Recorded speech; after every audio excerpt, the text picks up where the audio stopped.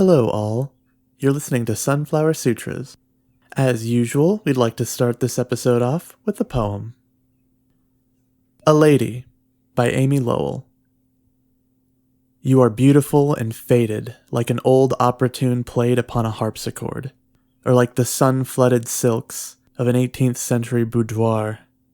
In your eyes smolder the fallen roses of outlived minutes, and the perfume of your soul is vague and suffusing. With the pungence of sealed spice jars, your half-tones delight me, and I grow mad with gazing at your blent colors. My vigor is a new minted penny, which I cast at your feet. Gather it up from the dust, that its sparkles may amuse you.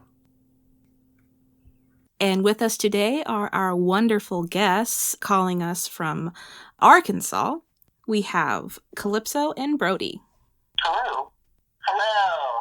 Would you tell the audience a little bit about yourselves? Sure. So I'm Brody Parrish. I use they, them pronouns, and I am a poet and an educator originally from Louisiana. Hi, I'm Calypso Selwyn. I use she, her. I'm a transgender lesbian poet here at Fayetteville, Arkansas. Great to be here. When we met, you were promoting this amazing project that just absolutely knocked my socks off. That was when you were doing the finalizing stages for the anthology that you put out, Twang. Would you tell a little bit more about the beginnings of what Twang is? Yeah, so Twang is a collection of transgender, gender non-conforming, and non-binary creators throughout the South and Midwest U.S. So it all started as this kind of dream of what does it, for me, growing up in Louisiana and stuff, I didn't really have access to queer trans community. The main way I found that was through literature and media. And so thinking back to that self and how can we create this cohesive creative project that really centers TGNC artists. And then Twang kind of came from there, and also acknowledging that different arts institutions are very gatekeeping, right? And so TGNC voices are often oppressed within those art communities, so how can we really center those voices in a project? But yeah, Callie, what do you want to add? Yeah, Twang was something that Brody came up with and then pulled me in on. So it is very much Brody's baby, and I'm really happy that I got to help out with it. I loved reading these submissions, and it is truly just really important for people like us to have a space where our voices can be centered. Now, when the idea came to you to do this, I recall during the reading you were talking about how you were kind of tired of only ever hearing trans voices, queer voices that were this very metropolitan focused, and then you were... I remember that Calypso was talking about going to Chicago and then finding out Chicago was just as kind of shitty. Boston, I think. I think that might have been me talking about a trip to Boston, was it? Boston? I wish I could remember. My brain cells aren't super great. Listen, I've had experiences in Boston and Chicago. It could have been either one. But I just remember latching onto that so hard because it's so true, though. It's so important. It's a very niche group to be in, but it's also, we had so much in common of what y'all were talking about. And it was so cool. Like I said, it just blew me away. It was this, honest to God, one of the coolest things I saw that year. And then, of course, both of your poetry is really awesome, too. So that definitely sweetened the deal.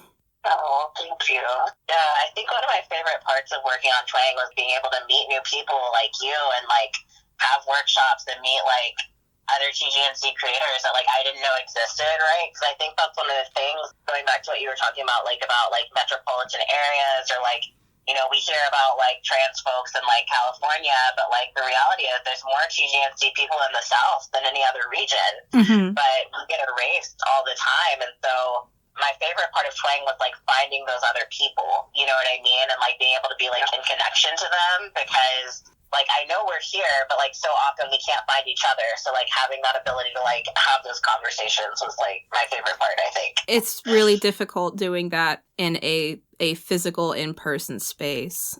Obviously, there wasn't much opportunity to do so in the last year, but on your website, you talk about your workshops and what all do those entail?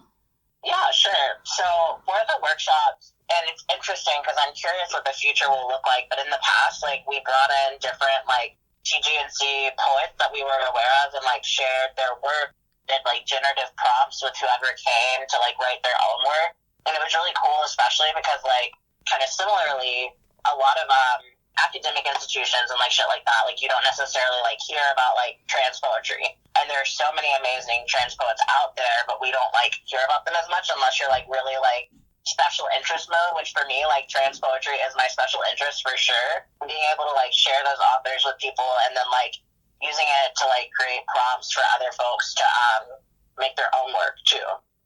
Yes. There's an overabundance. Well, I won't say an overabundance, but, like, especially during Pride, you get a lot of people that put so much focus on queer poetry and queer artists, and it's wonderful, but it's so much of the focus has very exclusively been on, if not exclusively cis queer artists, then artists that are queer and trans and gender nonconforming, but they never talk about the latter part. They only focus on the, the sapphic part. They only focus on this gay eroticism part, anything like that. They like to leave certain cherry-picked details out.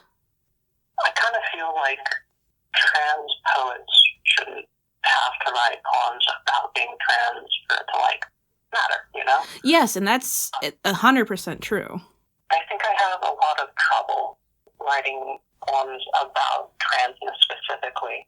It is a lot easier to write poems about what you were saying, the sapphic stuff, and have that stick. And I wonder how much of that is just like we haven't really developed forms of talking about transness the way we have, romantic and sexual desire in poetry. I think that is a very valid observation. I was definitely thinking more along the lines of just a recognition of that aspect of one's identity without... It's kind of a pet peeve of mine, especially like back in the days when I would go to the one gay bar in my town, back when it was still there, R.I.P. Skivvies, and people would do their pieces, their poetry pieces, and like everyone of course has the piece about like very like shouting to the rafters in this I'm gay, but I knew plenty of people that were definitely trans or in some way gender nonconforming and just never doing a piece, but then people, especially people that turned out to be, not so favorably kind of turfy people, would then shun that poet when they found out, like, oh, you're trans. Where it's like, it's not necessarily the content of their work so much as just respect for their identity, for who they are as an actual human being. Yeah, I love that you brought that up because I think that's one of the things that, like, I struggle with, but also work on reconciling as an artist almost, is like not hiding my TG&C identity, but also not like having to feel like tokenized by it. You know what I mean? So like finding that balance between like how can we like celebrate and create art as trans people without it just being trans art or just being the trans poem, but how can we also like acknowledge that facet of our experience in a way that feels like, I don't know. Does that make sense? It's hard to articulate what I'm saying. Oh no, that makes perfect sense. That's what I love about what your focus with Twang is that you have decided to have this more niche focus. It's not just trans, it's trans in your expression, and your expression is of course that you have these southern roots and that you care about rural trans and gender nonconforming, non-binary people. Yeah. And one of the things Calypso and I talked about a lot, which I don't know if Callie, you want to elaborate, was talking about like trying to like push back against like the capital T trans poem, like because there's so many different elements of like writing and art that like TG&C people focus on. Like, what does it mean to be like a TG&C artist without just talking about like transition or just talking about like the like quintessential trans experience? I don't know, Callie, do you want to? Yeah, like there's a delicate line to walk because trauma around transition and rejection and all of our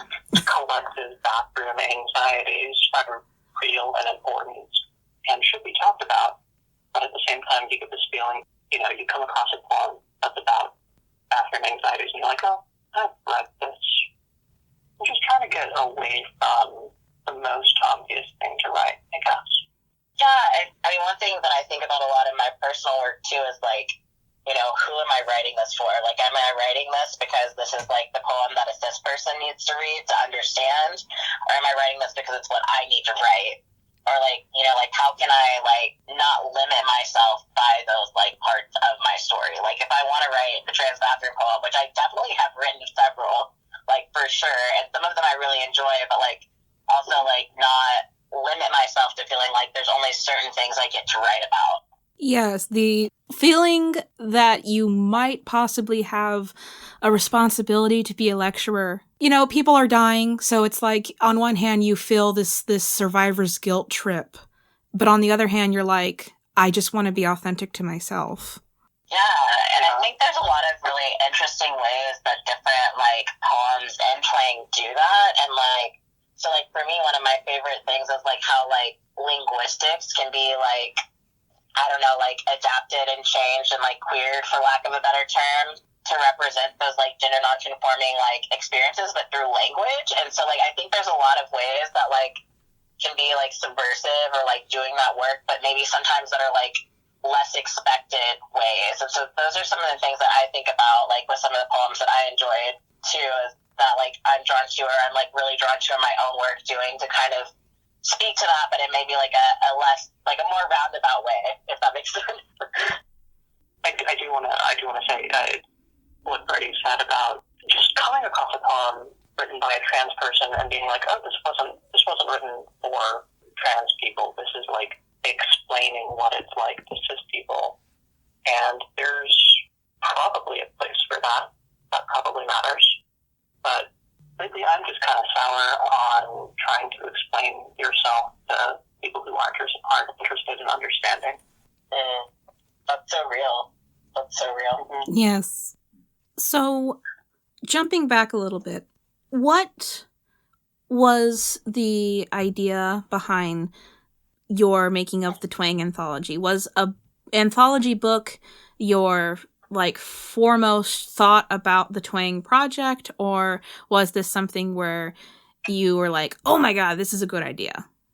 Yeah, so honestly, I found out, like, long story short, I found out there was a grant that was coming up, and it could be for an individual artist. And I was like, okay, what would I want to do? Like, if someone gave me enough money to do a thing that was creative, what would I want to do? And I, like, sat with it, and I was like, I want to do something that celebrates, like, trans artists in, like, a larger form than just my own work. And so that was how it initially came about.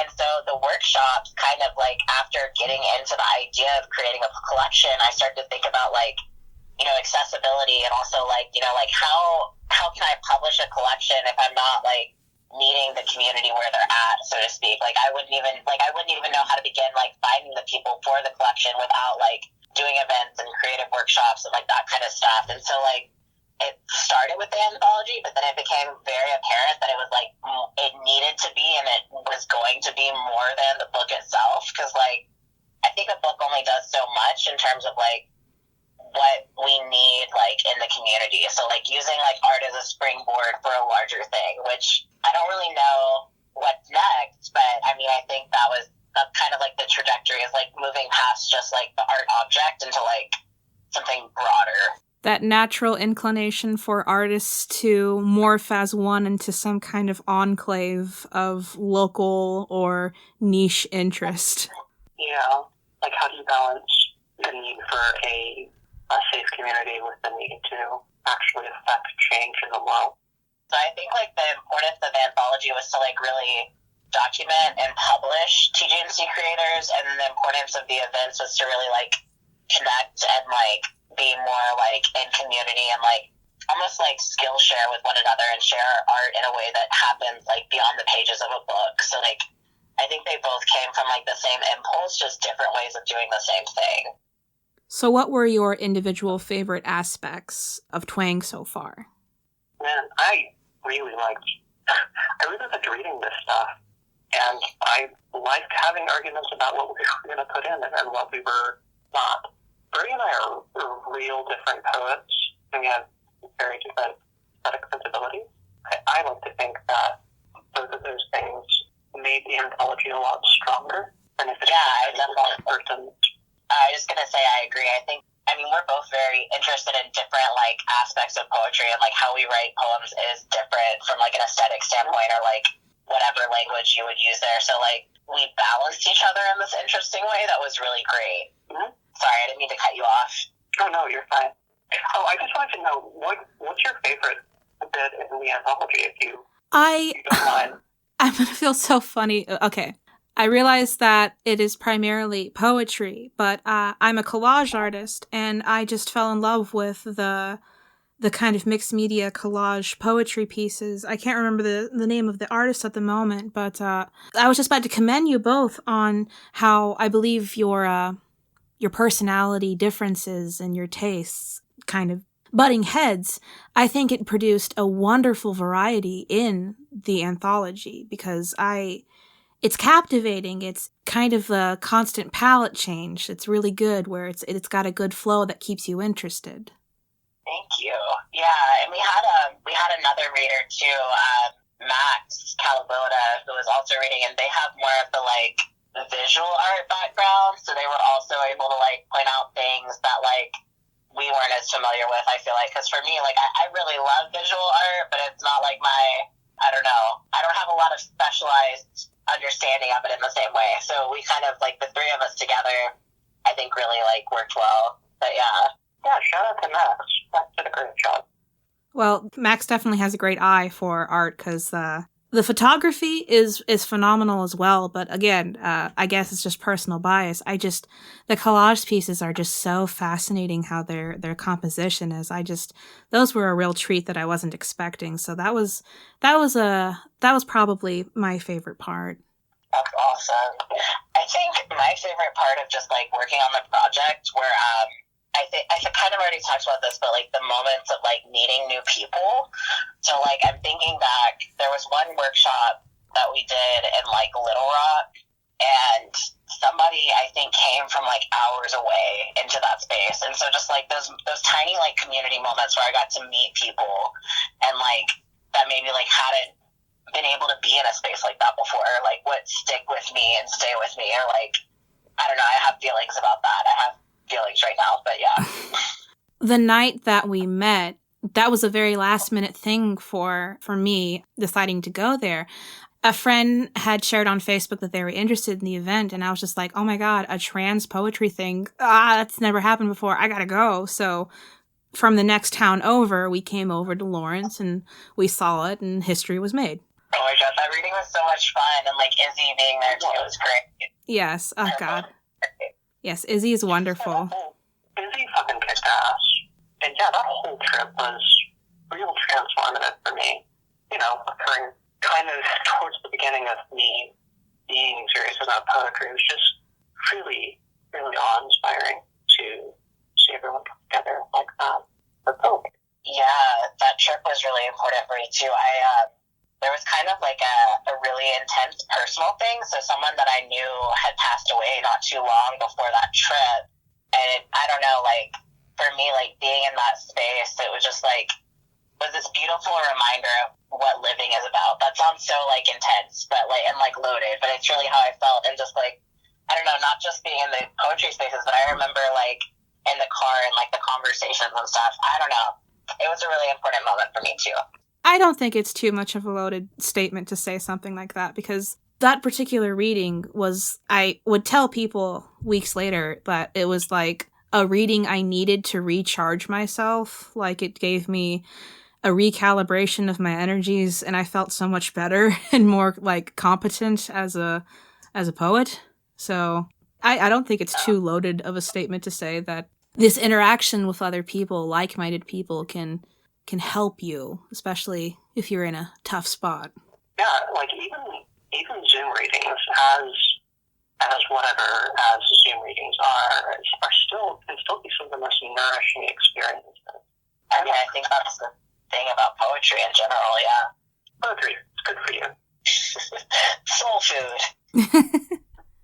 I realize that it's still a stressful time and that life is tiptoeing itself back to a facade of normalcy. But at the moment, what is the future for Twang? That's a really good question. I don't know if I personally have an answer. Yeah. We should talk about that. Right? I think with, like, the pandemic and everything and, like, trying to get the actual, like, print publication together, like, you know, like, right now it's more a matter of, like, what do we want to do next? And I don't think we know yet. We definitely want to keep it, like, going, but I don't know, like, what direction it will take. So more will be revealed, and I'm excited to find it out, too. I think right now is a healthy time to focus on kind of reaping what you've sown, especially with having the anthology being published and available. Where exactly can one find a copy? Yeah, so our website is twanganthology.org, and so you can purchase a copy there in the shop, but you also can read the whole anthology for free online. It was really important to us that it was, like, accessible to everyone. So there is the availability of, like, the whole book you can read online. You can also, like, pay a couple bucks for, like, a PDF copy, or you can purchase, like, the print copy too. But the whole thing's available online. So definitely, you know, if you're listening, check it out, and yeah.